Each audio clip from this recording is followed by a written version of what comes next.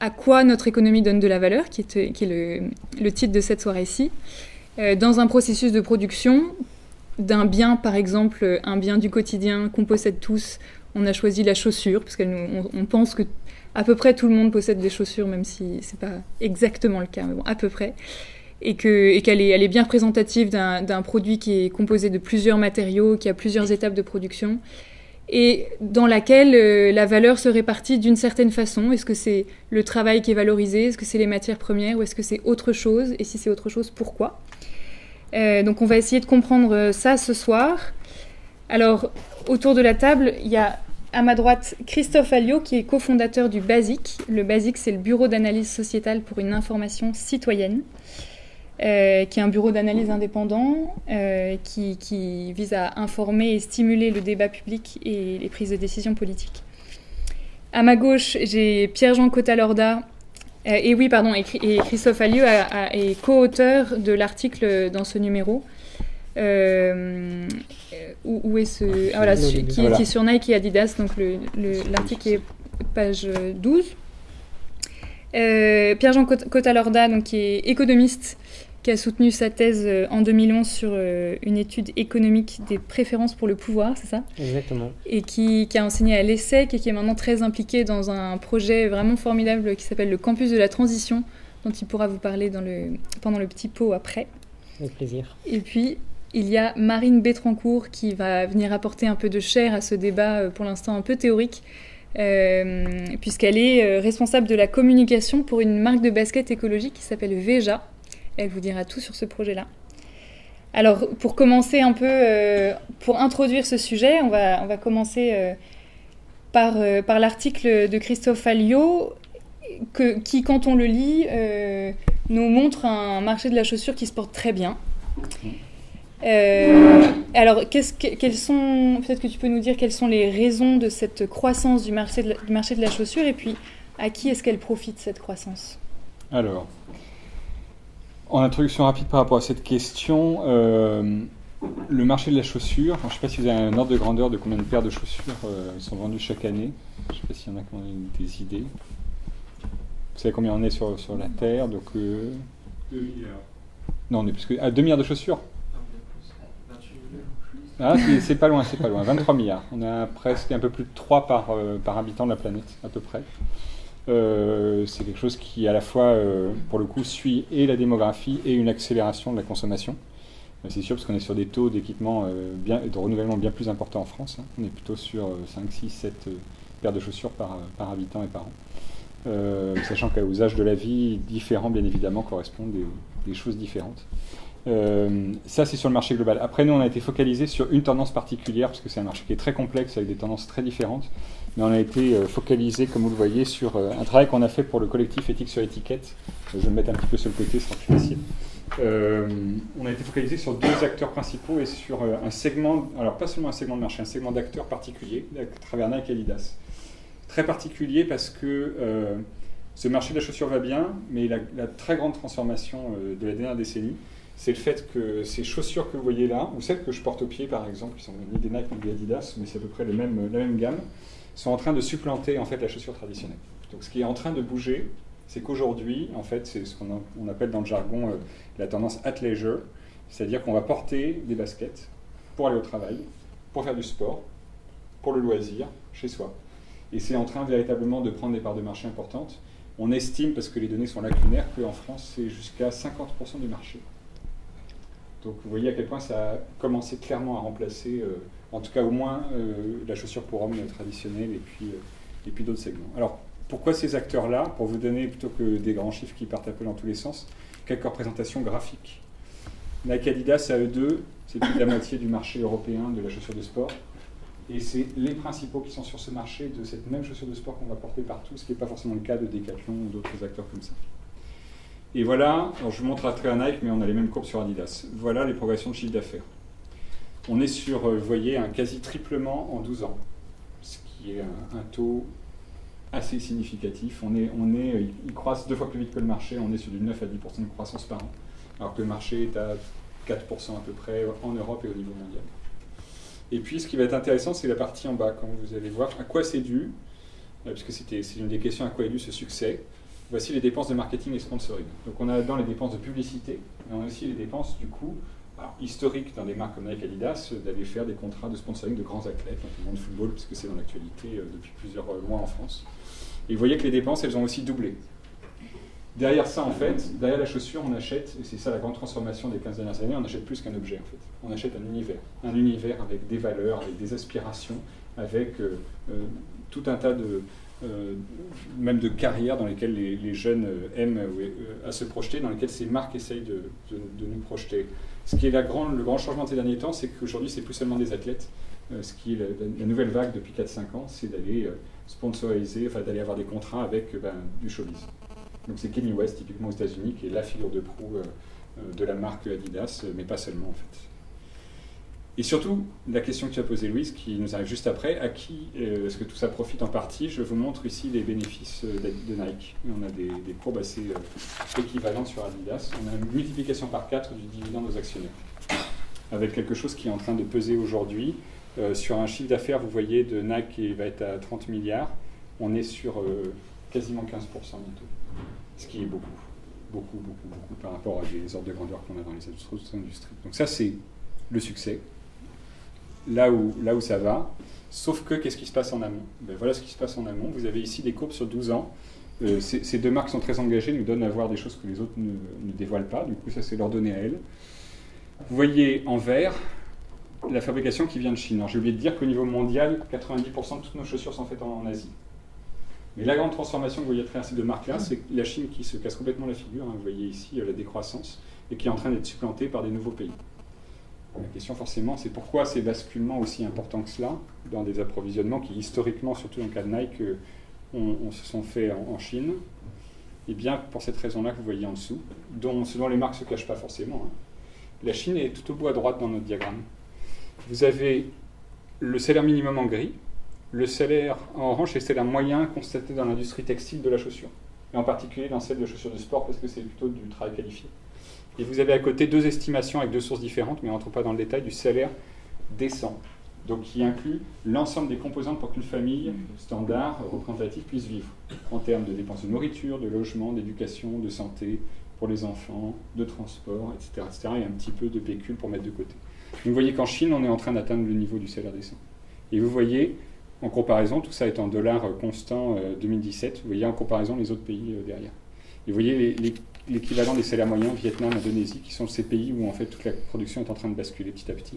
Et vous voyez les nouveaux Eldorado qui s'ouvrent, là vous voyez Bangladesh, Cambodge, mais je pourrais vous parler aussi de la Birmanie et autres. Alors, c'est des marques qui ne font pas le pire, hein. Elles sont bardées de beaucoup d'engagements, d'audits sociaux, elles font plus que les autres en termes de transparence, mais néanmoins elles sont en train de bouger clairement là où ça coûte moins cher, et là où on est en train de s'éloigner du salaire décent. Alors pour finir, ça donne quoi sur une chaussure? Voilà une chaussure en 95. Voilà une chaussure de Nike, à peu près équivalente en 2017. Qu'est-ce qui a changé? Premièrement, tout en bas, le salaire des travailleurs représentait 4% du prix de la chaussure, qui a augmenté de 10% le prix de la chaussure. Donc il ne s'est pas transformé en monnaie courante aussi important, mais aussi important que ça. On est descendu à 2,5%. Donc ça, c'est toute l'efficacité, le management, on pourra rentrer dedans et autres. C'est beaucoup d'outils qui ont été mis en œuvre pour arriver à un succès pareil. Vous voyez que les matières premières, par contre, elles ont plutôt augmenté. On est plutôt à plus de 30%, parce que ça coûte cher à fabriquer. On est sur des produits qui sont dérivés du pétrole et autres.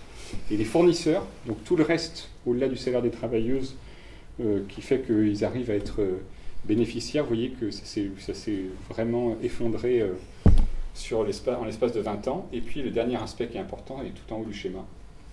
Ça, c'est la marge qui a été dégagée en 95. Vous voyez qu'on est passé une marge de plutôt 5% par chaussure, ce qui n'est pas rien en termes de transformation. On est en train de parler de plus de 50% en plus, mais regardez la nouvelle transformation qui a lieu en ce moment, ici. Quand elles sont vendues par Internet, du coup, il n'y a plus le dernier maillon, qui coûte cher en fait. Tous ces magasins où on emploie des gens, où on va acheter des chaussures, etc. Là, on se les fait livrer chez soi. Mais les estimations sont qu'on passe à 30% de bénéfices nets sur chaque chaussure. Voilà, vous pouvez maintenant imaginer ce que ça donne par rapport à quand vous achetez des grandes marques comme ça en termes de prix consommateur. Et voilà un peu un schéma qui résume l'ensemble. Nous, ce qui ressort, c'est une construction globale, en fait, qui part clairement et qui est affichée d'une priorisation et d'une pression du marché à partir des actionnaires qui veulent une rentabilité, et à partir de là, toute une logique de maximisation des dividendes qui va prendre 3 formes différentes. Il faut accroître la valeur, le chiffre d'affaires, donc ça passe par le sponsoring, ça passe aussi par la multiplication des modèles. Il faut contrôler les coûts, et du coup ça va vouloir dire changer, basculer les chaînes d'approvisionnement, garder sous contrôle, même si c'est des intermédiaires qui sont assez puissants, la structure de coûts. Et puis même, ce que je ne vous dis pas là, c'est la question de l'évasion fiscale dans laquelle Nike s'est fortement fait prendre, et sur lequel on revient dans l'article, puisque Nike arrive quand même à ne payer que 10% d'impôt sur les sociétés, ce qui arrive à être 30% de moins que Google, qui n'est pas connu pour être un des meilleurs dans le domaine, à comparer donc au taux d'imposition nominale qui est plutôt à 25%, et même à 30% à l'époque, en tous les cas, au niveau des États-Unis. Voilà posément. Ça, je reviendrai là-dessus après. Merci. Alors, ce qui apparaît assez clairement, c'est qu'il y a une diminution très claire de la valeur travail, enfin de la valeur qu'on donne au travail.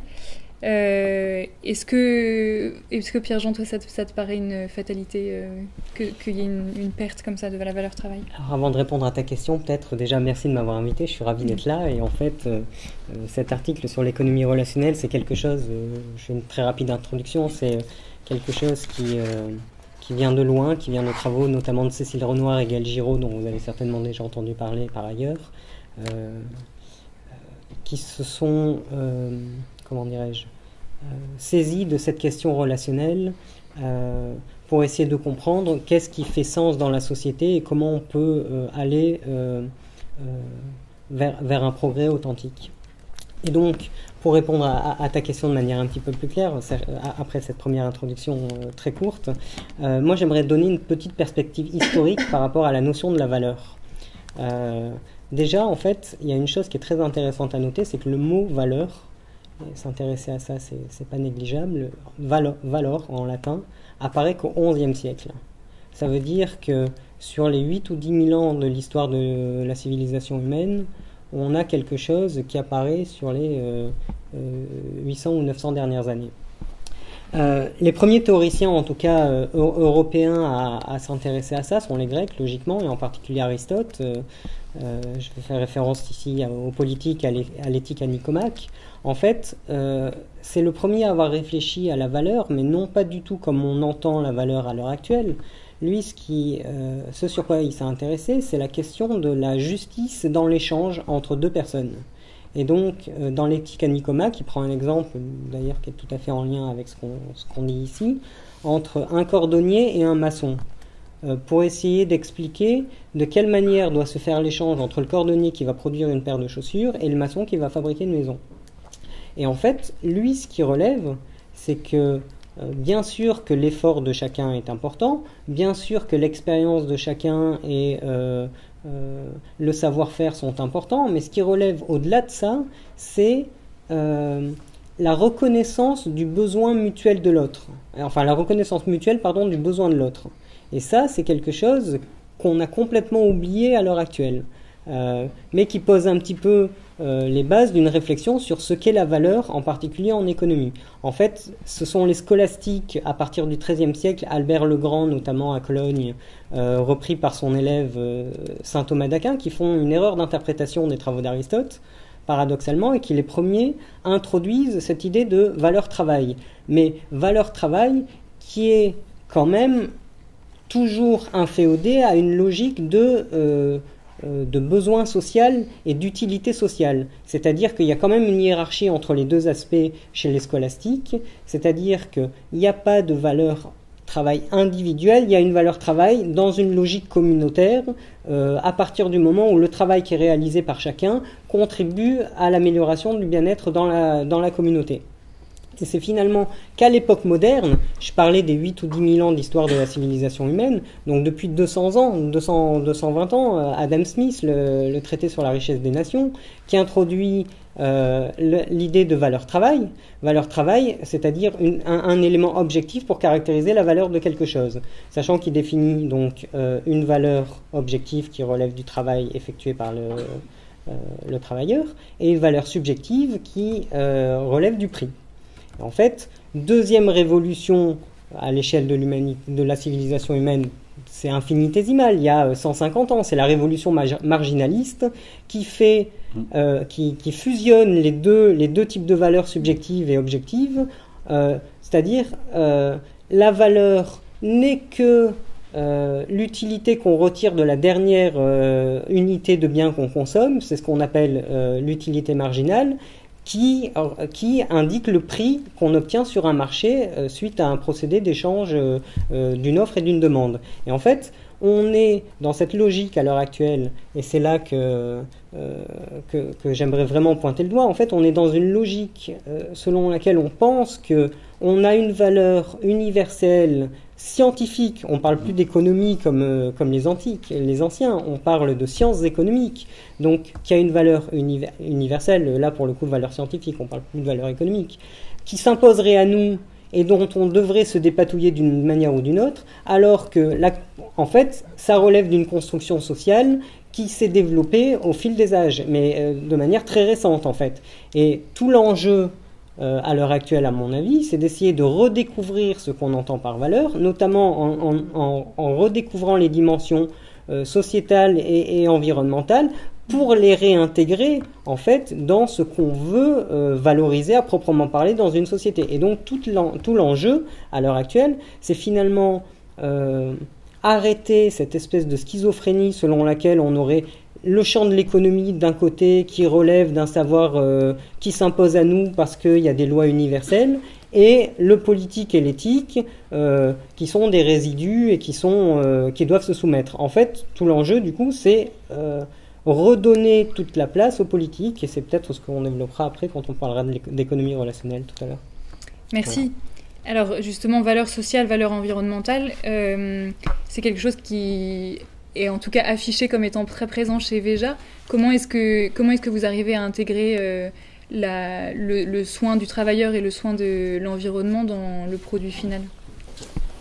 Nous, en fait, c'est très simple. Le constat sur lequel est parti les deux fondateurs de Veja, donc deux Français qui s'appellent Sébastien et Guilain, est parti premièrement du constat qu'a énuméré Christophe sur justement les coûts du marketing, du sponsoring, de la communication. Les baskets, c'est un des produits qui cristallise le plus en fait de budget sur ces thématiques, donc sur les étincelles, sur le paraître, l'image, versus la production, les conditions de travail, les matières premières, etc. Donc ils ont voulu justement inverser ça. En général, on parle de 70% versus 30% pour la production. Nous, on a voulu pile inverser ça, donc on ne fait aucune publicité chez Veja depuis ses débuts. Le deuxième constat, c'est qu'en fait, ils avaient voyagé pendant 1 an pour auditer des grandes firmes internationales. Je ne vais pas trop citer de noms, mais voilà, des grands groupes alimentaires, de textiles aussi. Et donc, ils ont voyagé pas mal, en Asie surtout, et un peu en Amérique du Sud. Et un jour, ils sont arrivés dans une entreprise de textile, dans une usine de textile en Chine. Toute la visite de l'usine s'est plutôt bien déroulée, jusqu'au moment où ils demandent d'entrer finalement dans les logements des ouvrières qui logeaient donc dans l'usine.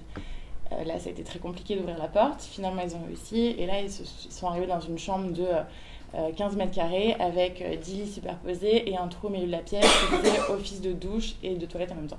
Et là, ils se sont dit, ok, la mondialisation a complètement bugué.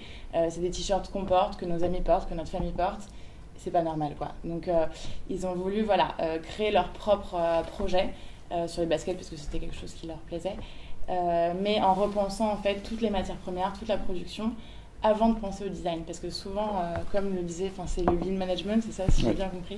On pense à un produit, on dit on veut ça, c'est trop beau, etc. Et ensuite, on déduit les coûts de production et on se dit en fait, il leur reste 2 euros. Nous, en fait, on fait l'inverse, on va sur place au Brésil parce que c'est le pays qui a en fait finalement toutes les matières premières dont on a besoin et aussi qui a des conditions de travail pour la production qui sont dignes, qui sont proches de celles du Portugal, où les ouvriers sont syndiqués, ils ont des droits, ils ne travaillent pas ils ne logent pas dans l'usine, ils travaillent 40 heures par semaine, ils n'ont pas d'emploi d'enfants, etc. Et donc du coup, d'un fil à un autre, je me suis perdue.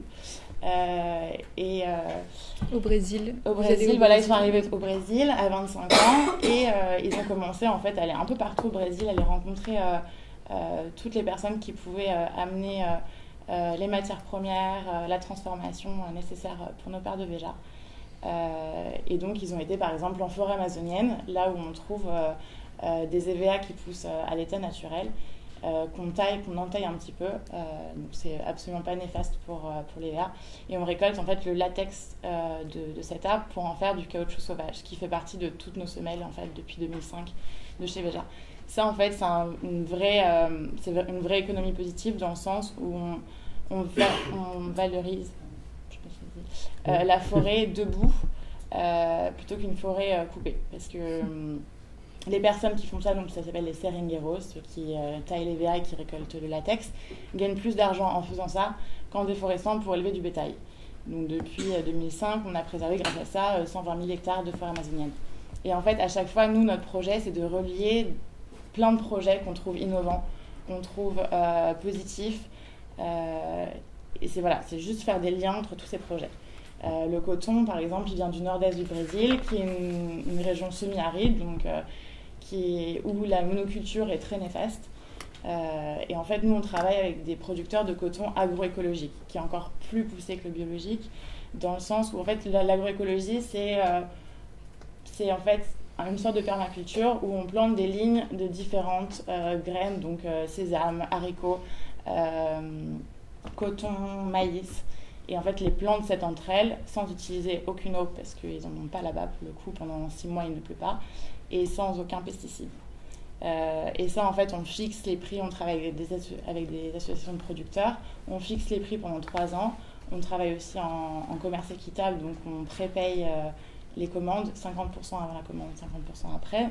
Comme ça, en cas de sécheresse, ils ont quand même 50%. C'est arrivé pendant 3 ans où on a eu 0 kg de coton, donc on a dû passer en coton recyclé. Et voilà. Et c'est des prix décorrélés du marché, souvent 2 voire 3 fois, ça dépend des années, et du taux aussi de réage. Je sais pas trop, moi je suis pas les si minutes. tu peux résumer, clore maintenant.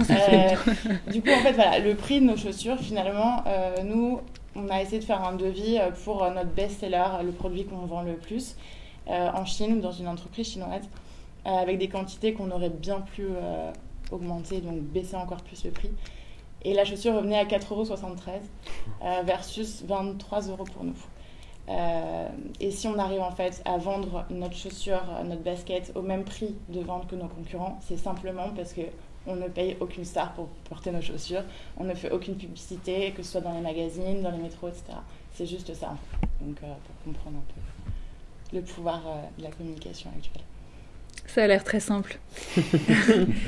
Alors, on a envie de voir les slides qui suivent, mais peut-être avant, Pierre-Jean a commencé à parler de l'article qui est écrit à plusieurs mains dans le numéro « Ceci n'est pas un numéro sur la chaussure » qui s'appelle « Définir la juste valeur ». Tu as commencé à parler de valeur relationnelle. Est-ce que dans ce que dit Marine, là, il y a quelque chose de cette économie relationnelle ? Alors complètement. En fait, moi, j'ai été assez bluffé. Je ne connaissais pas il y a quelques semaines encore déjà. Aujourd'hui, je me suis un peu baladé sur votre site pour essayer de comprendre un peu précisément ce que vous faisiez. Et j'ai trouvé ça très impressionnant. Je pense que vous êtes vraiment à la pointe sur ces questions-là. Ce qui ne veut pas dire que j'ai pas une ou deux limites à présenter. Mais, on les présente aussi. Peut-être que justement, ce qui serait intéressant maintenant, c'est de présenter un peu le cadre conceptuel dans lequel on s'inscrit pour justement formuler ces critiques-là. Et donc, ce qu'on a cherché à faire à partir de cette redécouverte d'une valeur qu'on va appeler relationnelle, c'est redéfinir plus exactement alors c'est assez ambitieux, un paradigme économique qui tourne autour de la valorisation de cette valeur-là.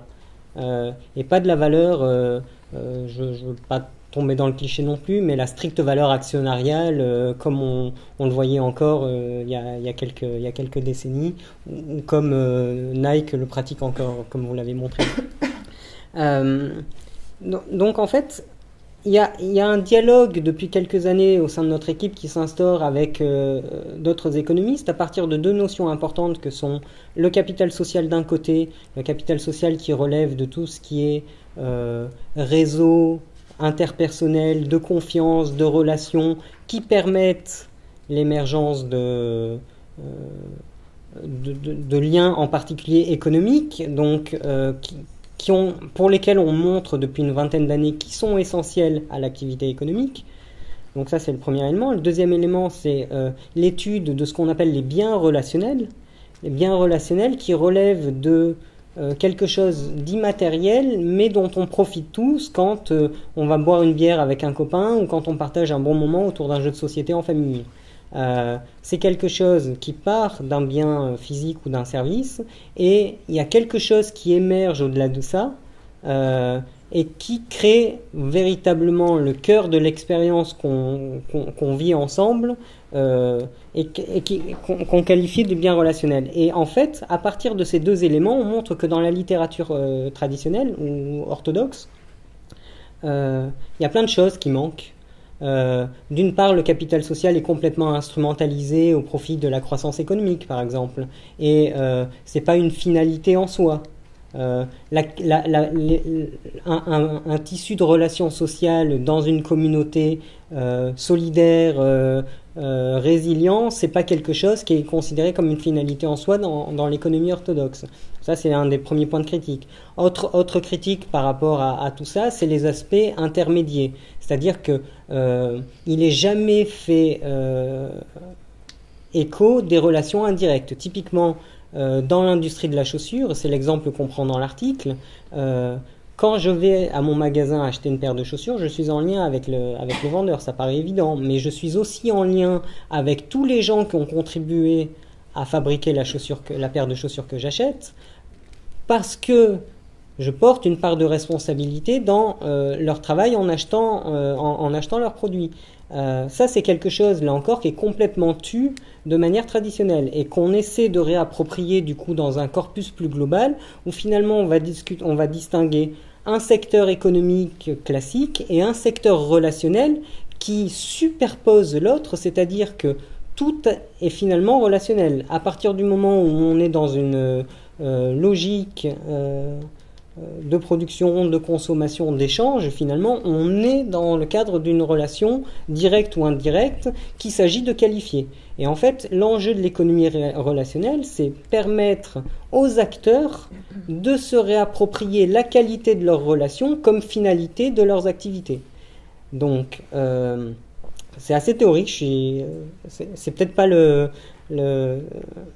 celui des quatre qui est le plus pratique, qui a été invité ce soir. Je vais essayer de prendre un exemple dans un instant. Il y a quelque chose je reformule. Il y a quelque chose de fondamental dans notre analyse qui consiste à se baser sur une anthropologie relationnelle selon laquelle la qualité de la relation à l'autre est le cœur de l'existence humaine. Quelque chose qui est totalement tu dans l'économie classique. Et donc, notre objectif, c'est de fournir un cadre d'analyse économique qui permette d'aller dans ce sens-là. Et pour ce faire, finalement, on se dote en particulier d'outils de discernement éthique et des outils éthiques qui font écho aux travaux d'Amartya Sen, qui a eu le prix Nobel d'économie en 1999, Martha Nussbaum, qui n'est pas prix Nobel d'économie, mais qui est philosophe américaine, qui a beaucoup travaillé là-dessus. L'approche par les capacités, c'est une théorie de la justice selon laquelle on va rendre justice à l'autre à partir du moment où, dans le cadre de la relation qu'on noue avec lui, on lui permet de grandir, pour faire très schématique. Et donc, l'idée de cette économie relationnelle, c'est être capable de donner aux acteurs les moyens de discerner de manière collective, donc il y a une dimension politique qui est très forte, de discerner sur la capacité ou non à faire grandir toutes les personnes impliquées par l'activité, selon des éléments qui sont co-décidés. Je ne sais pas si je suis assez clair en disant ça. Ça me paraît très clair, oui. Et peut-être justement pour rebondir là-dessus, qui est donc une des réponses possibles à la situation telle qu'elle est, telle que tu l'as présentée, Christophe. Est-ce que ça te parle ? Est-ce que l'exemple de Veja aussi te parle ? Ou est-ce qu'au basique, vous proposez d'autres d'autres pistes pour mieux répartir Je voulais répondre par rapport à Veja, justement. Moi, du coup, une petite minute, j'ai été très impressionné par le site, et il y a deux questions qui restent un petit peu en suspens pour moi, mais peut-être parce que j'ai pas suffisamment creusé. La première, c'est l'aspect politique, justement, c'est-à-dire que quand vous décidez que vous allez définir un contrat avec les producteurs pour un prix qui est 30% supérieur à celui qui est pratiqué, c'est quelque chose que vous co-décidez, donc premier aspect sur le processus de décision qui conduit à ce type d'arrangement. Ça, c'est le premier élément. Et le deuxième élément, qui est peut-être plus global encore, c'est sur l'industrie de la mode en général.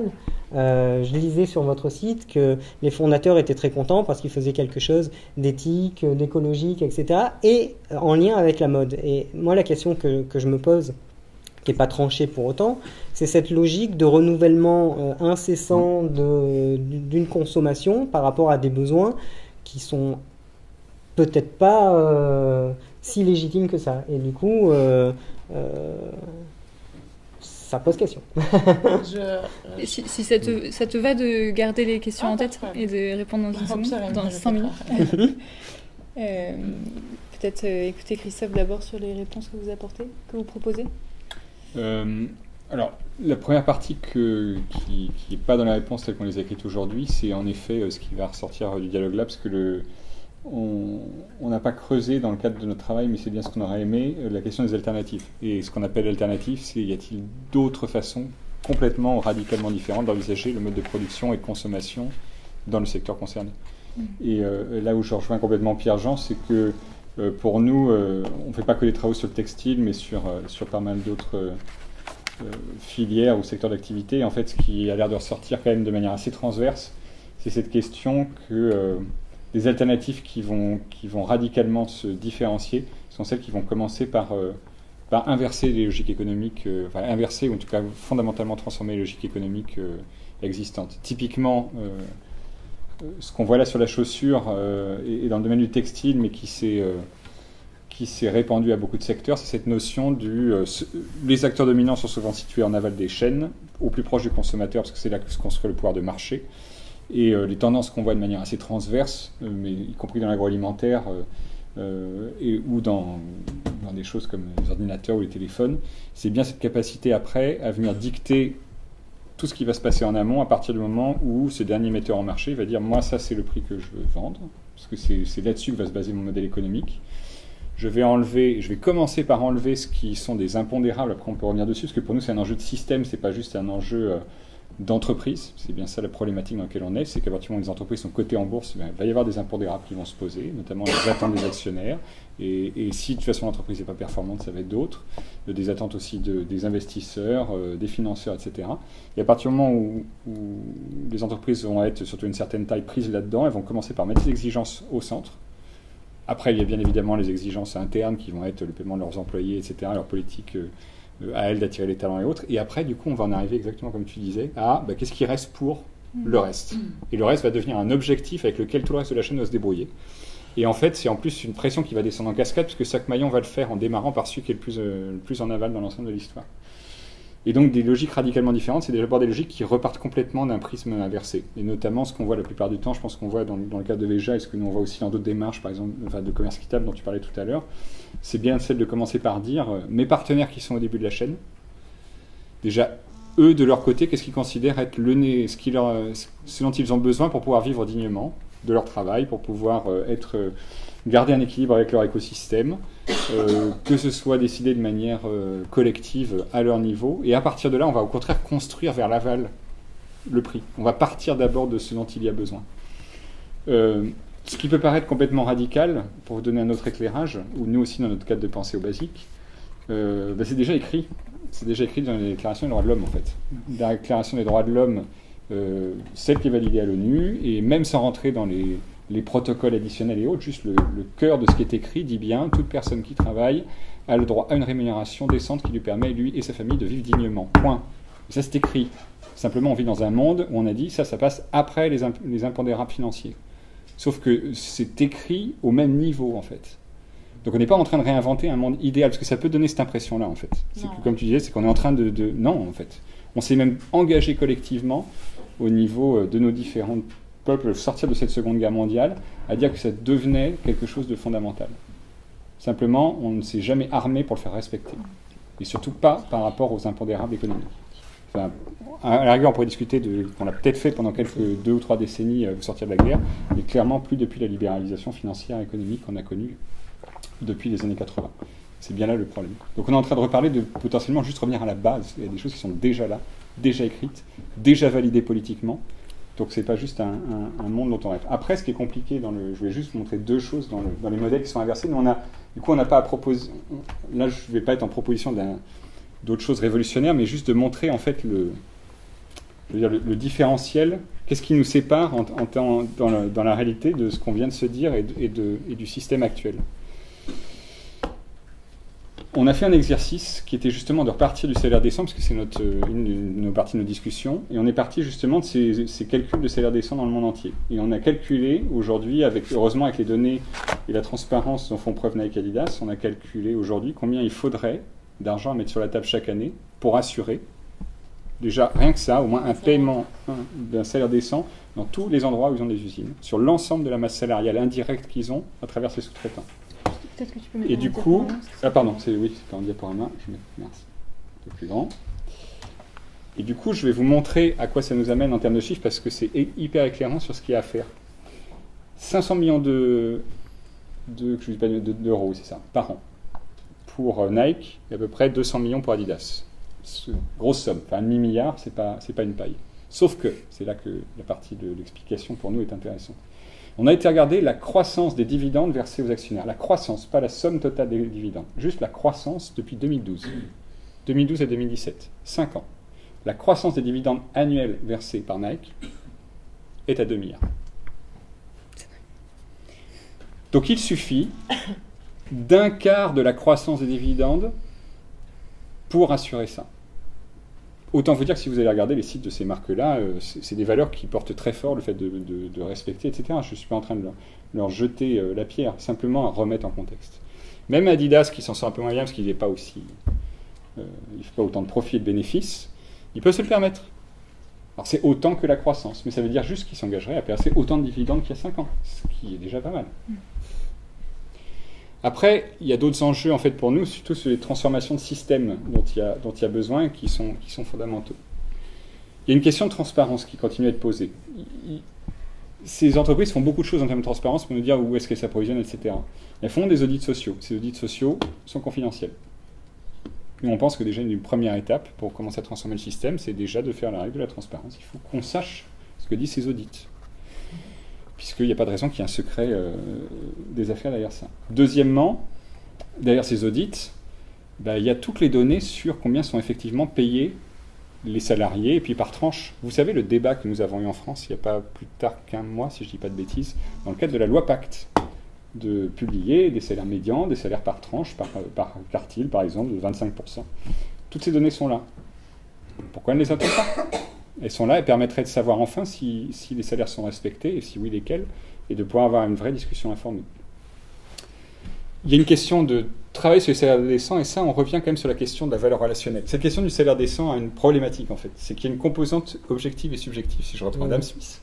Il y a une composante objective, mais il ne faut pas faire la dérive scientiste de ces histoires-là. Bien évidemment, il y a des études, il y a des méthodologies qui existent au niveau international, il y a des mouvements sociaux qui s'en sont emparés, syndicaux notamment, pour faire valoir et pour arriver à une découpe objectivée de qu'est-ce qu'on entend par avoir accès à de la nourriture suffisante, saine, équilibrée, selon qui correspond aux habitudes des régions concernées. On peut faire pareil sur l'éducation, que coûte l'éducation des enfants, etc., etc.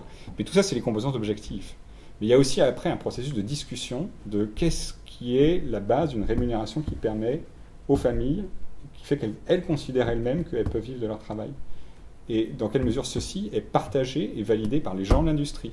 Quelque part, si ces gens-là sont vraiment sérieux dans les grandes déclarations qu'ils font dans leur rapport RSE, la base de la base, c'est d'accepter de s'asseoir autour d'une table avec des représentants dûment élus des travailleurs pour discuter de ces enjeux-là. Aujourd'hui, on est dans un monde où la pression elle est sur les syndicats qui doivent dépenser de l'argent pour faire des études objectives pour montrer que ce n'est pas des fous et qu'en effet, il faut quand même X euros par mois pour s'en sortir pour une famille. Du coup, peut-être renverser la charge de la preuve pourrait être pas mal. Et puis, on en arrive sur Deux ou trois points. Hein. Il y a la question du moratoire des dépenses de marketing et sponsoring. Pareil, pour un ordre de grandeur, en fait. Le sponsoring des clubs de foot européens, les 10 principaux clubs de foot, a augmenté tous les 2 ans d'à peu près 40%. Ceci depuis les 6 dernières années. 40% tous les 2 ans. Enfin, nous, on aimerait tous être payés 40% de plus, je pense, tous les 2 ans, en fait, comparativement. Mais qu'est-ce qui explique ça ? Ce qui explique ça, c'est assez clair en termes de logique économique. Nous avons 2 acteurs qui veulent assécher le marché et qui veulent la queue du Mickey, en fait, et qui se battent en duel pour faire en sorte que plus personne ne puisse se payer une équipe de foot. Ils y sont quasiment, en fait. À part Puma, qu'on a encore une, et une autre marque qui essaie d'en avoir une, ils ont tout. Ils ont tous les clubs, en fait. Tous les clubs, tous les joueurs, etc., et de tous les sports. Du coup, à un moment donné, le point positif, c'est qu'on est peut-être dans un monde où on peut leur dire, maintenant vous y êtes, on peut peut-être en tant que grand garçon, y compris avec vous, décider d'arrêter. Parce que la course, elle a été gagnée, maintenant, on peut peut-être du coup mettre les moyens ailleurs. Et du coup, ça interroge la question de la régulation publique. Parce que le grand absent de tout ce débat-là, c'est que ce n'est pas forcément dans des systèmes comme ça aux entreprises de tout faire. C'est aussi la question de la responsabilité de nos élus, de poser le point sur la table et de faire respecter des choses qui, encore une fois, sont écrites dans nos accords internationaux, et ce depuis des décennies. Dernier petit point qui est certainement le plus préoccupant au final là-dessus, pour montrer aussi l'urgence. Le secteur textile est le premier ou deuxième secteur pourvoyeur de travail, d'emploi, en termes de main-d'œuvre dans les pays d'Asie. Rapport de l'OIT d'il y a 2 ans, la robotisation qui est en cours pourrait voir sacrifier 64% de la main-d'œuvre, de toute la main-d'œuvre textile en Indonésie, et vous voyez plus de 80% au Vietnam ou au Cambodge. On est en train de parler de 9 millions d'emplois qui pourraient être détruits dans la décennie qui vient, voire même dans les 5 à 6 années qui viennent. Pourquoi je dis 5 à 6 années ? C'est parce que ces marques-là sont aux avant-postes. Nike et Adidas, tous les deux, ont déjà sorti leur premier modèle d'usine entièrement automatisé, où on divise la main-d'œuvre par 10. Et où, à l'image de l'automobile, tout est fait sur des chaînes entièrement, très grande partie automatisées d'assemblage.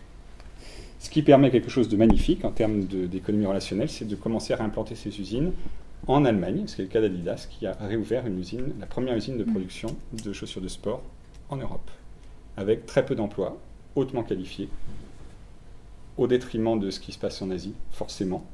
Alors eux, ils disent, c'est pas grave, c'est en croissance, nous on part, mais ils trouvent d'autres relais de croissance. Oui, jusqu'à quand ?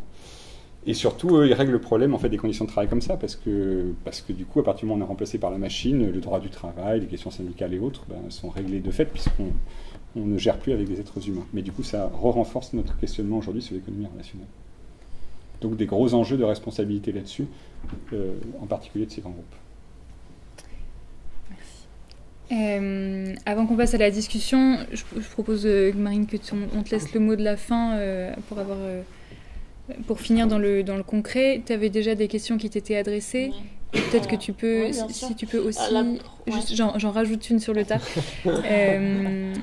Peut-être aussi expliquer comment est-ce que Veja, certes, est un bel exemple de réussite, mais comment est-ce que on peut avoir ces valeurs-là et les défendre dans une économie qui est quand même guidée par des monstres comme Nike et Adidas dont parlait Christophe. Okay. Ça paraît pas évident. Non, c'est bon. Du coup, la première question concernant les contrats avec les producteurs, est-ce que c'est une décision unilatérale ou partagée ? Je sais pas, je vais prendre l'exemple par exemple du coton. Le coton, on a à peu près 300 producteurs dans le nord-est du Brésil. Donc en fait, c'est des productions de familles qui ont très peu d'hectares, enfin, c'est des petites productions. Et en fait, nous, on travaille avec une association de producteurs qui gère justement les contrats avec ces 300 familles. Vu qu'on les paye 50% avant, 50% après, vous imaginez bien qu'on ne pourrait pas signer 600 contrats tous les 6 mois. Et en fait, donc le prix est fixé, par exemple, entre eux, entre nous, et entre plein d'acteurs différents. C'est-à-dire que cette association a commencé en 2007. Avant, tous ces producteurs vendaient au marché de Tawa, la ville la plus proche, et n'avaient pas, par exemple, la possibilité de vendre leur coton cher parce qu'ils n'avaient pas les machines pour séparer le coton, la fleur de coton, donc la partie blanche, des graines. C'est une machine qui coûte assez cher pour eux, et par exemple, cette association a cette machine, donc leur permet de gagner mieux leur vie parce que déjà, ils peuvent vendre leur coton beaucoup plus cher, et ensuite, ils récupèrent les graines pour la prochaine plantation. Donc, par exemple... ces producteurs ont aussi imposé un prix minimal qu'ils avaient à la base au marché. en souhaitant en avoir plus. Parce que du coup, ils doivent rendre plus de comptes forcément à une association qui achète et qui demande une deadline un peu de livraison par rapport à avant où ils vendaient juste sur leur marché. Ensuite, on a une personne qui vient d'une famille justement de producteurs de coton et qui gère toute la filière coton qui s'appelle Valdeneria, qui a 35 ans et qui est chaque jour avec tous les producteurs pour leur apporter des solutions aussi sur l'agroécologie et qui fait partie aussi de ces décisions. Donc nous, on est plusieurs et c'est un peu comme ça partout finalement. D'accord. Deuxième question. C'est sur la mode. Ah oui. C'est une question plus générale. Est-ce que c'est pas pousser le consommateur à consommer encore plus ça? Oui. Quelque chose comme ça. En fait, nous, je pense que, je parle pas au nom de Sébastien Guillain, mais souvent ce qu'ils me disent, c'est que pour eux, en fait, le changement vient du consommateur. Ça doit être un changement. On peut pas les obliger d'acheter, d'acheter responsable ou non. Et puis nous, on n'a pas vraiment la prétention de savoir tout sur ça, parce que l'année dernière, on a fait 21 millions de chiffre d'affaires. Je connais pas le chiffre d'affaires de Nike en 2017, mais je pense qu'on peut multiplier par 100 peut-être. 1000, voilà. Un peu plus de 1000, 1500. Mais je pense que quand même, par exemple, on arrive quand même à avoir une croissance de 50 à 60% par an, donc on se rend compte que c'est quand même viable finalement, alors que tout le monde en 2005 nous riait au nez et nous disait mais vous êtes complètement malade, ça marchera jamais, surtout sans pub, justement dans un milieu ultra concurrentiel de la publicité et du sponsoring, comme vous l'avez dit. Mais pour nous, en fait, de pouvoir amener un changement justement sur cette mode, c'est d'en créer une nouvelle finalement, de la renverser, de se reposer les questions, d'aller justement inverser la manière de produire. Parce que si on dit juste, c'est pas normal, alors après oui, on peut boycotter, on peut ne pas consommer, et du coup on est acteur de ce changement, mais ça prend beaucoup plus de temps. Mais le corollaire, du coup, si je peux me permettre, c'est celui de la qualité, de la durabilité de la chaussure que vous fabriquez, en fait. C'est-à-dire que si vous fabriquez, alors a priori, je pense pas que ce soit le cas, mais si vous fabriquez des chaussures qu'il faut changer tous les 6 mois... Non, on n'est pas tous les 6 mois. Après, c'est vrai qu'on est en train... on a des personnes qui, justement... là, on va bientôt être certifié B Corp, et on a une personne qui est vraiment... dédié à toutes les questions de développement durable et même de cycle de vie de notre basket, parce qu'on a encore plein de limites. Par exemple, on n'arrive pas encore à recycler nos chaussures. Donc, c'est sûr que c'est un grand problème pour le moment. Donc, oui, c'est sûr que nos chaussures s'abîment peut-être aussi vite que des Nike. En plus, nous, on est avec des matières naturelles, donc forcément, ça s'use plus vite que du pétrole. C'est des questions, forcément, on est en train de travailler dessus. On a développé certaines matières, par exemple du plastique recyclé, des bouteilles qu'on récupère dans les rues, pour éviter justement de créer des nouveaux déchets et plutôt de reprendre un déchet pour le revaloriser. Mais c'est pareil, c'est un peu énergivore. Donc voilà, c'est sûr que c'est des questions mais pas évidentes. Non, mais de toute façon, on met nos limites, même comme on met nos contrats, on met tout sur Internet, on essaye d'être le plus transparent possible, mais c'est sûr qu'il reste beaucoup de travail. Et ensuite, du coup, la question, je sais plus. En fait, tu as déjà un petit peu répondu sur la concurrence. C'est très bien, on finit par des questions, on va poursuivre ces questions. Si vous en avez, je propose qu'on se donne une demi-heure de discussion et puis on pourra boire un verre ensemble après. Est-ce qu'on peut prendre un premier tour il y en a déjà une là-bas, très bien. Je mets la banane sur la table. Mettez la banane sur la table. Bon, très bref. Je dis avant que je vis avec quelqu'un qui a une paire de Veja depuis 2 ans. Et pour elle, c'est surtout le confort. Elle l'a acheté pour des raisons éthiques, évidemment, mais elle me dit de ne pas les toucher et tout ça. Parce qu'elles sont trop confortables. Okay. C'est chouette parce que c'est pas le cas de tout le monde. Non, ouais. Elle ne vient jamais à Paris. Ça, non, pour la banane. Donc le produit primaire, filière très longue internationale, mais très courte en nombre d'acteurs, probablement la plus courte de toutes les filières internationales.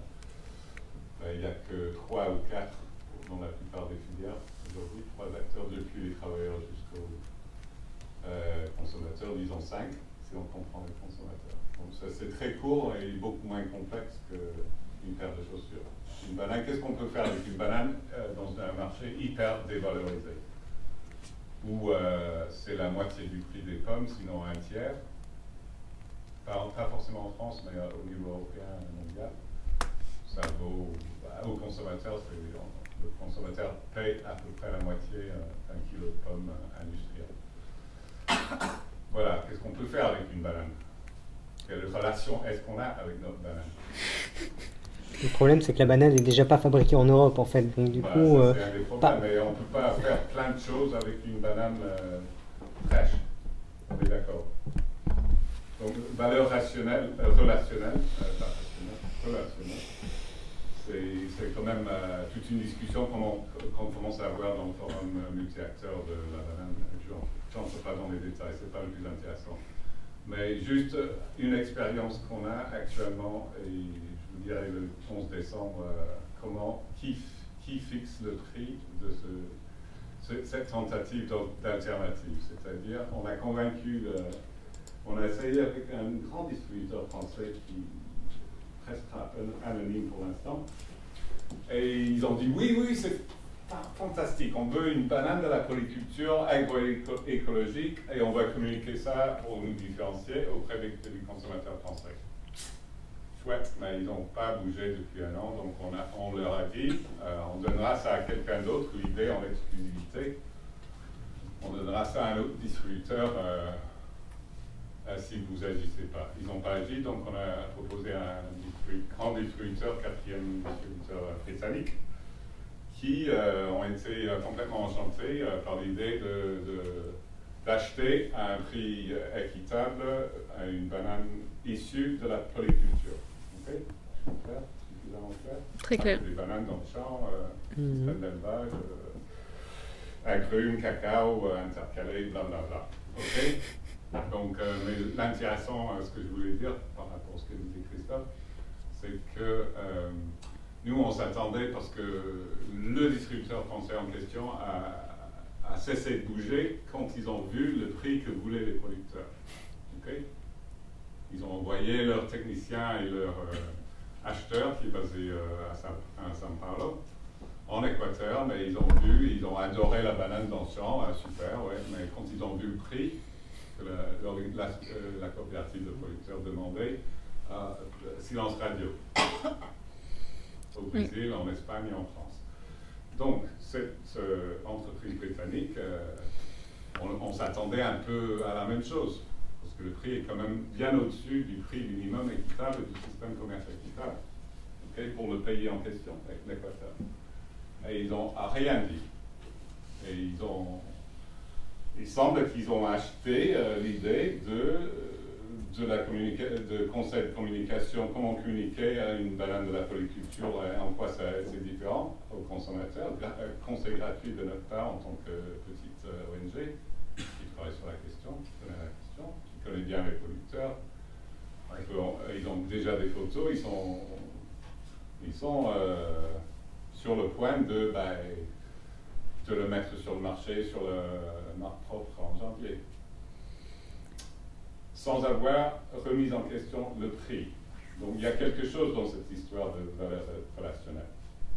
Okay? Et ils sont dans le marché le plus concurrentiel et brutal dans le monde pour la banane. C'est le produit numéro 1 alimentaire d'abord. C'était le produit qui a apporté le plus de bénéfices à tous les grands distributeurs britanniques. Okay? 2% de tous les produits qu'ils vendent. Ils vendent 80 000 produits. La banane a apporté 2% des bénéfices historiques de ces entreprises de la grande industrie. Okay? Aujourd'hui, ils vendent à perte, ce qui est illégal en France et en Allemagne. Je propose qu'on reste sur la remarque que vous avez... Valeur relationnelle. Voilà, sur la valeur relationnelle d'un marché avec très peu d'acteurs d'une part, et où la question du prix du producteur se pose, mais où peut-être l'image justement d'un bien produit équitablement peut jouer en la faveur du producteur. Et on va prendre d'autres questions peut-être un peu plus courtes que celle-ci. Non, pas de problème. C'est d'autres exemples. On va prendre l'une et l'autre de toute façon. Donc, c'est une question du coup pour Marie. par rapport au choix des distributeurs aussi. Enfin, on a parlé du site internet, puisqu'il y a, a priori, il y a de la vente par internet aussi. Mais en termes de magasins, est-ce qu'il y a des magasins Veja, juste Veja, ou est-ce que ça passe par des distributeurs? Alors, nous, on a... Ça te va si on finit le tour Oui, de pardon. questions et on répond Pardon. ouais. Pas de problème. Et Marcel derrière avait une autre question. C'était par rapport à la régulation des gouvernements. On a parlé tout à la fin d'un permis transparent de la projection. Comment faire quand le gouvernement lui-même fait des régulations qui sont, je pense par exemple au gouvernement philippin, il régule l'emploi de ses propres travailleurs overseas. Donc c'est-à-dire qu'en fait, le matériel, l'objet qui est vendu n'est plus un objet, c'est un homme, c'est une femme qui va être une femme d'ouvrage. Les Philippines sont envoyées et le gouvernement régule ça de façon très très claire. Voilà, alors ça a l'air d'être la panacée de dire il faut des règlements gouvernementaux. Cet exemple-là, est-ce que c'est la bonne réglementation? Parfait, ça fait une question chacun. On va faire dans l'ordre du coup. Pierre-Jean, si tu veux commencer avec l'exemple de la banane, il est super intéressant. Je sais que Gaël Giraud, avec qui je travaille, qui est chief économiste à l'Agence française de développement, a participé à une émission récemment sur France Culture là-dessus, qui a été diffusée, je crois, en fin d'année dernière. L'idée, c'est que on ne produit pas de bananes en Europe et que du coup, il n'y a pas de concurrence avec une production européenne. Si. Ouais, en Outre-mer, mais pas en Europe continentale. Pas en Europe continentale. En termes de transport, ouais. Donc je viens de dire une grosse bêtise. Mais ça rentre en compte par rapport à ce qu'on essaie de promouvoir, qui est une forme de protectionnisme écologique et social par rapport justement à l'importation de produits, et dans le sens de ce que tu disais Christophe tout à l'heure, c'est-à-dire redécouvrir les choses par le bas et permettre à ce que dès le premier producteur les choses se fassent normalement, en l'encourageant par une taxation qui va dans ce sens. Donc à la fois qui va respecter l'environnement à hauteur de ce qu'on pourra, forcément ça implique un coût d'opportunité, il n'y a pas d'ambiguïté là-dessus, et ça va renchérir le coût de la banane, il n'y a pas d'ambiguïté non plus. Mais voilà. Donc des réglementations environnementales et des réglementations sociales par rapport à l'importation de ces produits qui viennent d'outre-mer ou qui viennent de l'extra-Union européenne, de fait. Moi, c'est un peu rapidement le genre de choses que je vois rapidement en balançant un peu ce pavé dans la mare qui est celui du protectionnisme européen, mais vers lequel il semble falloir se diriger de manière assez claire. Si on veut réussir la transition écologique et sociale à laquelle on se destine, a priori. Marine, sur la vente en ligne? Oui, donc nous, on vend quand même pas mal sur Internet. Ensuite, on a, les fondateurs de Veja ont lancé des concept stores à Paris qui s'appellent Centre Commercial. Il faut savoir que Veja, ça veut dire regarde en portugais, donc regarde la basket, regarde comment elle est faite, par qui, etc. Et là, Centre Commercial, c'est pareil, c'est un petit clin d'œil pour dire, voilà, ils l'ont lancé en 2010. En 2010, est-ce qu'un centre commercial, c'est un grand mall comme on en voit partout qui propose une multitude de produits mais dont on n'a pas forcément besoin, ou est-ce que ce serait un plus petit espace qui propose plein d'alternatives possibles? Donc voilà, on a 3 concept stores où on vend les Veja et on vend 70 à 100 marques qui sont pareilles, responsables, transparentes, avec une fabrication soit européenne, soit des produits, soit des matériaux écologiques, etc. Ça dépend de chaque marque. Et ensuite, on a un corner aux Galeries Lafayette et au Citadium. Et sinon, c'est que des revendeurs. On en a 1800 dans le monde, dans 45 pays. Mais du coup, en évitant les gros de la distribution Alors, chaussures on évite les très gros qu'on n'aime vraiment pas. Mais on en a certains forcément de gros. Enfin, on a, par exemple, on est vendu à la Redoute. C'est des grosses machines, forcément, mais on n'est pas vendu chez Amazon. Voilà. Et Christophe, sur les Philippines et consorts? Il y a plusieurs choses différentes à dire là-dessus. D'abord, grosso modo pareil, pour prendre un peu de champ, cette question de la chaussure et du secteur textile, elle illustre certainement mieux que d'autres secteurs ce qui est en train de se passer de manière plus systémique. L'inversion qu'on connaît depuis à peu près, le processus d'inversion depuis les années 90 est le suivant. Le sujet sur la table des pouvoirs publics jusqu'aux années 90, c'était comment on régule les acteurs économiques, et notamment comment on régule la concurrence entre les acteurs économiques. Les acteurs économiques sont aujourd'hui dans une position de mettre en concurrence les pays. Et cette grande inversion, elle a complètement changé les termes du débat. Puisqu'aujourd'hui, la question, elle est même pour beaucoup de pouvoirs publics de savoir jusqu'où ils peuvent se permettre, vu les tensions qu'il y a sur l'emploi, sur du coup les chantages à la délocalisation qui peuvent très bien avoir lieu, etc. Alors bien évidemment, le contexte actuel de repli sur soi et de refermement d'un certain nombre de pays avec des nouveaux élus qui arrivent sont en train de rebattre une partie des cartes. Mais il y a un grand conflit qui est en jeu autour des questions économiques là-dessus. Ça, c'est le point de départ. Du coup, de quelle régulation on parle ? Il y a déjà deux choses. C'est la régulation sur la question des Philippines. Si je reviens avec le point que je donnais avant, il s'agit de réguler quoi et sur la base de quoi. C'est pour ça que nous, dans notre prisme, en tous les cas, on en revient encore une fois aux conventions internationales qui existent et qui sont sur le papier. Et du coup, c'est pas une question d'aller réguler la production de travailleurs à bas prix qui s'exportent dans le monde entier. C'est une question de savoir que les accords qui sont signés par les Philippines ne sont pas ceux-là.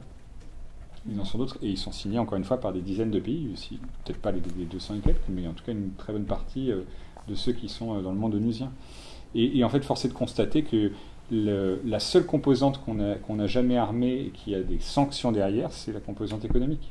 Les autorités de la concurrence s'occupent de ça, l'OMC, à l'époque où le tribunal du règlement différent avait un peu plus de force qu'aujourd'hui, on en était là-dessus. Les investissements sont des choses sur lesquelles il y a des instruments. Droit du travail, non. Et justement, quand on est complètement d'accord sur la question du protectionnisme, il s'agit de rééquilibrer quelque chose qui aurait toujours dû être là depuis qu'on a commencé à poser les règles, en fait. Et sur la partie environnementale, de la même façon. Simplement, on sait auto-saborder les outils d'une régulation équilibrée. Dernier élément qui est quand même important là-dedans, c'est la question de la concertation.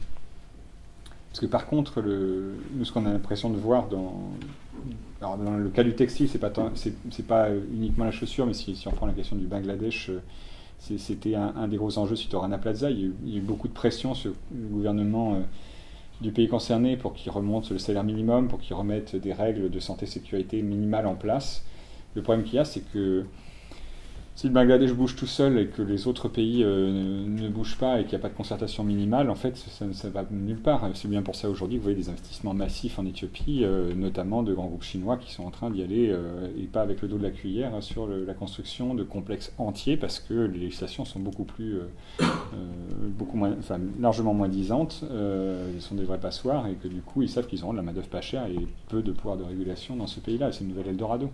Quand ils ne vont pas carrément se mettre en Corée du Nord, parce que là, pour le coup, c'est encore plus simple, puisqu'il n'y a pas. Mais du coup, il y a toujours le coup d'après, en fait, quand on est dans ces logiques-là de dumping. Donc, il y a une question, à un moment donné, de remettre des règles sur lesquelles on arrive à avoir une concertation entre les pays. Et en fait, ce qui nous manque aujourd'hui, et là où on est bloqué, c'est bien problématique, c'est que régulation, mais aussi du multilatéralisme. Et là on n'est pas forcément parmi les majoritaires à porter ce discours-là dans le monde dans lequel on vit en 2018. Mais sauf que si chacun se replie sur soi pour mettre les règles qui lui plaisent, on va juste vivre dans à peu près le même monde que le monde libéralisé à outrance qu'on a vécu ces dernières décennies, en fait. Sauf à accepter de commencer à mettre un certain nombre de règles en place. Et peut-être pour finir là-dessus, les entreprises essaient de s'en sortir aujourd'hui, elles sont un peu à la fois motrices et poussées à faire des accords d'entreprise, en fait. Mais a priori, je pense que même si on avait des gens de Nike ou Adidas dans la salle, il faudrait voir avec eux. Mais je pense que pas mal de gens qui travaillent dans les entreprises ne seraient pas forcément contre le fait que les pouvoirs publics prennent leurs responsabilités à un moment donné et remettent des règles du jeu qui soient les mêmes pour tous, parce que c'est aussi dans leur intérêt, en fait. Parce que on est assez persuadé que de l'intérieur de la plupart des groupes, un certain nombre de personnes voient très très bien ce à quoi c'est en train de nous amener, en fait. Et essayer de faire des choses, là j'ai présenté quelque chose d'un peu monolithique, mais il y a des choses assez documentées qui sont intéressantes. Nike... il y a eu des déclarations, y compris dans la presse, de la responsable RSE de Nike qui a amené tout le comité de direction au Bangladesh après le Rana Plaza parce qu'ils n'avaient pas été pris dans la catastrophe, parce qu'il n'y avait pas d'étiquette, pas de produits qui venaient de chez eux. Mais elle a fait exprès de les de les amener là-bas pour qu'ils se rendent compte de la situation dans le pays, et elle voulait faire pression sur le comité de direction pour qu'ils n'aillent pas, parce qu'il n'y avait pas de sous-traitants au Bangladesh en fait. Il se trouve qu'elle a perdu son arbitrage l'année qui a suivi par rapport au directeur des achats. Mais ça montre que ce n'est pas des choses monolithiques, c'est qu'il y a des gens de l'interne qui essaient de se battre, qui essaient d'avoir un comité de direction qui va jusqu'à se déplacer dans cet endroit-là, et que c'est aussi des luttes qui sont externes et aussi internes à ces entreprises, et où il y a besoin des pouvoirs politiques à un moment donné pour remettre les règles du jeu en place. On va pouvoir prendre un autre tour de questions s'il y en a. Oui. Oui, j'ai une question en tant que consommatrice de base. Quels sont les moyens pas trop coûteux compte tenu en temps en fait, compte tenu du temps disponible pour une mère de famille qui va réaliser des achats dans plein de domaines pour pas mal de monde, avec un souci d'équité, pour avoir des bonnes informations pour savoir où acheter de façon, de façon en conformité avec les standards moraux. Déjà, je le connais. J'ai tous mes enfants déjà. Je l'ai connu, d'ailleurs c'est une question aussi, savoir comment vous avez démarré, comment vous avez commencé à faire connaître sans avoir aucun budget de communication. Comment est-ce que vous êtes débrouillé? Pardon, c'est une question incidente, mais par rapport à cette question générale qui est de savoir comment se diriger dans ce maquis où tout n'est pas très transparent. Je compléterai à que fait une responsable de communication chez Veja. On complète avec une autre question. Moi, j'ai une question vis-à-vis de la valeur en fait, relationnelle. En fait, elle n'a de valeur que si on est prêt à lui accorder de la valeur. Et en fait, aujourd'hui, dans le panel qu'on a, oui, on est à l'écoute de ce genre de discours parce qu'on nous-mêmes, on est en train d'y accorder de la valeur. Sauf que c'est pas représentatif en France et même à l'international. Donc finalement, la question c'est quels sont les leviers qui existent aujourd'hui, que vous avez pu observer tout à chacun, pour justement voir des populations qui commencent à accorder de la valeur à cette valeur relationnelle. Et puis l'autre question c'est est-ce que finalement cette valeur relationnelle, elle tend à s'opposer à une dynamique de mondialisation et est-ce que ça tend plutôt à ramener cette valeur relationnelle à une petite communauté locale, et c'est ce qu'on voit avec des initiatives plutôt locales sur des communautés assez fermées, ou est-ce que justement ça laisse la porte ouverte à de la mondialisation avec des collaborations comme on peut le voir avec le Brésil. Merci. Alors il y avait une question ici et on en prend une dernière là après. Aussi lié à la valeur, parce qu'il y a plusieurs acteurs. Il y a le producteur, bien sûr, il y a éventuellement le régulateur, le producteur et sa filière. Le régulateur, il y a le consommateur. Et on oublie souvent le pouvoir du consommateur. Par contre, on le voit dans un exemple déjà, on le voit aussi dans le domaine du textile avec, je peux mentionner des jeans 1083, mais ces deux exemples sont des exemples où ça démarre sur fonds propres, sans publicité, etc. Et ça croît, il y a des taux de croissance énormes. Donc on voit qu'il y a une appétence de la part du consommateur parce qu'il y a en effet, indépendamment du prix, il y a un aspect sentimental, donc le côté valeur relationnelle. Il y a un autre exemple aussi qui a beaucoup de publicité et qui a été toute la démarche de C'est qui le patron, qui est une autre démarche de la valeur, donc où on reste dans la grande distribution, etc.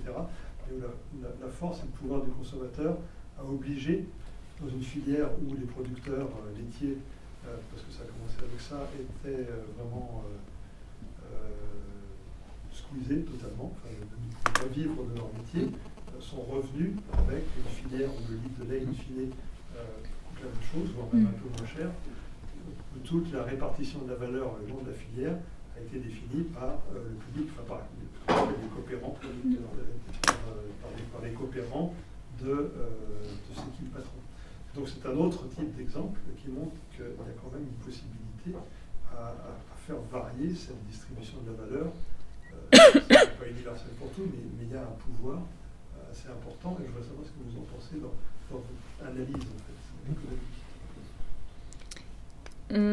Il y avait une question là-bas ou... Ouais. Simplement pour rajouter sur la question de la valeur relationnelle et de la financiarisation je peux tout dire. Financiarisation. Parce que on avait entendu ici, il y a quelques semaines, quelques mois, Gomez, ou ceux qui sont... Pierre-Yves. Il disait justement que ceux qui faisaient de la valeur étaient souvent demandés pour être sortis de l'économie. Donc vous voulez remettre tout ce qui faisait de la valeur relationnelle, c'était dans le bénévolat, c'était hors de l'économie, et ici vous dites que la valeur relationnelle elle doit rentrer dans l'économie, ou je ne sais pas si j'ai bien. Alors, on va répondre par bloc peut-être. Une première question sur l'information, à part lire l'excellente revue projet sur la chaussure, où il y a d'ailleurs quelques conseils pour les consommateurs. Est-ce que, j'imagine que c'est le basique qui peut répondre. Vous produisez des études quand même qui sont à destination de...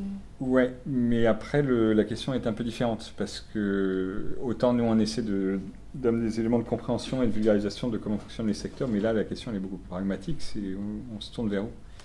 Et là j'ai pas de réponse en tant que telle. Nous, dans la mesure du moyen, on essaie de... J'ai une réponse indirecte parce que la problématique c'est que nous le constat qu'on fait c'est que l'information elle est très difficilement accessible. Non pas qu'il n'y en a pas, c'est qu'il y en a trop. Et que bon courage à quelqu'un qui va sur internet et qui va taper textile durable, équitable ou ce que vous voulez de s'en sortir en fait. Je ne sais même pas si Veja sortira en premier, je ne suis même pas sûr. Et je pense qu'entre les déclarations d'intention des uns des autres, de tout le monde, etc., il y a le moyen qu'une grande partie des consommateurs se noient juste complètement là-dedans et ne sachent pas à qui accorder la crédibilité, surtout qu'en plus souvent on entend tout et son contraire et du coup il va y avoir autant de contre-arguments, surtout sur internet, cette espèce de grande toile où il n'y a plus d'intermédiaire de l'information. Nous, c'est un peu notre point de départ pour essayer d'amener les choses, mais il y a un métier qui n'est pas le nôtre, par contre, c'est d'avoir une branche de ce métier-là vers le consommateur, qui là essaie de faire des choses. Alors après, il y a les acteurs du commerce équitable qui éditent un guide des labels, mais leur guide des labels, je crois que maintenant, au début, quand ça a démarré, ils regardent tous les labels existants, pas que sur le textile, on parle vraiment tout produit. Je crois qu'au début, moi j'avais vu les toutes premières... les éditions, on est là au milieu des années 2000, je sais pas, il regardait peut-être une quarantaine de labels. Aujourd'hui, il fait 200 pages. Il fait 200 pages. C'est vous dire le nombre de choses qu'il y a. Et encore, il ne regarde pas la plupart des systèmes internes, c'est-à-dire des tampons que les entreprises elles-mêmes vont définir avec leur propre logo pour leur propre démarche. Qui peut s'expliquer par ailleurs, qui ne sont pas forcément mauvaises. Mais du coup, là, on parle que des labels qui, à la rigueur, sont faits par des auditeurs indépendants et des choses comme ça. C'est à se donner le vertige. Nous, la contribution qu'on a et ce qu'on essaie d'amener là-dedans, c'est que, de toute façon, clairement, il faut commencer par se poser des questions. Il ne faut pas perdre la foi parce qu'on se retrouve inondé d'éléments. Le seul petit bout que je peux essayer d'apporter, c'est qu'on pense que il y a des... Nous, on pense que si on comprend les quelques facteurs de base dans un secteur donné, par exemple la chaussure, qui permet d'expliquer ses évolutions, vers où ça va, comment c'est en train d'être fait, on pense que potentiellement, un citoyen qui au moins s'informe là-dessus peut avoir les clés pour arriver à comprendre vers où se tourner. C'est-à-dire pour éviter de se perdre dans la jungle des labels. À partir du moment où on comprend qu'il y a un levier fondamental sur la question du sponsoring, du marketing, etc., déjà la première réponse, c'est aller voir des entreprises qui en font peu. Il y a quand même déjà quelque chose qui se joue derrière. Et là, déjà, je pense que vous avez fait un bon tri dans la plupart des marques de textile quand vous commencez à aller vous intéresser aux marques qui vont essayer de se sortir de ce système-là, parce que ça fait partie de ce qui, pour nous en tout cas, l'entraîne dans ses dérives. La question de savoir aussi si la marque, ce qui est le cas pour le coup de la Nike et Adidas, pour ne pas faire que leur jeter la pierre, qui assume une transparence sur où c'est fait, d'où ça vient.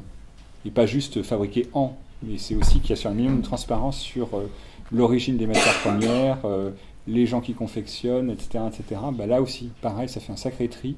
Et déjà, il n'y a pas forcément besoin de label, vous voyez, pour essayer de développer ces espèces de facteurs ou de grilles de lecture un peu simples, mais qui permettent déjà, en étant confronté à des alternatives, de se dire qu'est-ce que je peux en penser à titre personnel, individuel. Moi, je ne sais pas si j'ai répondu, mais je pense que ces éléments-là peuvent déjà aider à un choix personnel pour essayer de voir, parce que du coup, ça s'applique aux jouets, ça s'applique après, quand vous commencez à décliner, vous pouvez l'appliquer de la même façon, quoi. Ouais. Ouais. Quelques années, il y avait un livre édité par l'association Modena Arctus Bertrand qui, sur tout ce qu'on doit acheter dans la maison, avait listé les marques avec une valorisation, etc. Je ne sais pas s'ils ont reproduit, pour regarder quels sont leurs critères, etc. Après, ce qui est compliqué pour... peut-être une dernière fois là-dessus pour qu'on passe à autre question, c'est ce qui est compliqué là-dedans, c'est que toutes les grilles de critères qui existent et qui essaient de passer en vue les alternatives regardent si les alternatives ont des engagements. ce qui est déjà bien. Mais ça ne dit pas l'impact. Et vous pouvez très bien avoir une entreprise qui fait plein de choses, dont l'impact est pas bon, et vous pouvez avoir une entreprise qui, quelque part, fait juste son métier sans se barder de plein de choses de communication, etc., avec un très bon impact. Et c'est vraiment la problématique, c'est qu'il y a très très peu, nous c'est le cadre de ce qu'on essaie de faire, mais on n'aurait pas les moyens d'aller passer en revue toutes les alternatives de la Terre pour savoir leurs impacts, et on manquerait de données actuellement en fait à disposition. Et ce que j'appelle impact, c'est les gens touchent-ils de quoi vivre correctement? Est-ce que leurs gamins peuvent aller à l'école? Est-ce que l'écosystème est à peu près conservé? Voilà, ces choses de base, ça vous ne savez pas forcément. Marine, il y avait des questions sur la communication, la pub et l'information chez Veja. Donc je fais pas grand chose. Non mais en fait on fait pas de publicité, mais on fait quand même de la communication. On est quand même dans un système où on est obligé forcément de communiquer un petit peu pour être viable et pour montrer qu'une économie plus positive et plus responsable et rentable et peut durer. Donc moi, basiquement, je m'occupe de tous les lancements quand on fait des nouveaux modèles. Là, par exemple, la prochaine saison, on a 3 nouveaux modèles, dont avec des matières alternatives au cuir. Je ne peux pas vous en dire plus, mais ça va être assez chouette. Donc des lancements, de collaboration aussi, parce que ça rejoint aussi un peu votre question, madame. Parce que nous, si on a réussi à se faire connaître aussi comme ça, c'est beaucoup par bouche à oreille et beaucoup par collaboration. On collabore avec 2 ou 3 marques ou projets, parfois c'est juste des projets, par saison.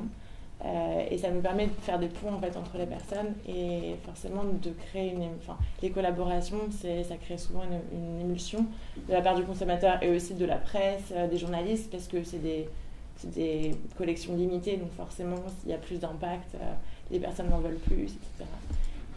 Et aussi comme ça nous permet de connaître d'autres marques aussi qui ont des bons projets. Et aussi par le biais des réseaux sociaux, on est quand même dans l'ère d'Internet et en fait ils sont partis de ce constat-là. Donc ils ont tous les 2 40 ans, donc ils ont grandi aussi, ils sont arrivés pile à la période où Internet a explosé. Et on arrive quand même aujourd'hui à faire du sacré bruit sans dépenser un seul euro. Nous, on ne fait aucune même publicité sur Facebook ou sur Instagram ou sur Twitter, ni rien. Et on arrive à avoir, je crois, moi je ne gère pas les réseaux sociaux parce que je ne fais vraiment pas grand-chose, mais il y a quelque chose comme 165 000 personnes nous suivent sur Instagram. Enfin, voilà, c'est vraiment du bouche à oreille, quoi. Et donc voilà, donc des lancements. Après, on a notre seul budget finalement alloué à la communication, c'est qu'on a des agences de presse. On en a de plus en plus et voilà, c'est ce qui nous permet aussi de... Voilà, je gère aussi toutes les agences de presse. Alors très rapidement, même si l'enjeu est grand, il y avait des questions sur la valeur à laquelle la relation à laquelle on décide d'accorder de la valeur et qu'on décide d'intégrer dans l'économie. Les leviers pour... Et les leviers, oui. Pour essayer de promouvoir cette valeur relationnelle qu'on souhaiterait voir apparaître. Mais moi, je ne vais pas nier qu'a priori, il existe un coût d'opportunité à valoriser des choses qui ne sont pas monétisées. Et pour répondre à votre question, je pense qu'il y a un gros enjeu à justement pas tomber dans ce piège-là, qui est de monétiser des choses qui ne le sont pas. Et l'enjeu de cette idée d'économie relationnelle, là, je suis en train de...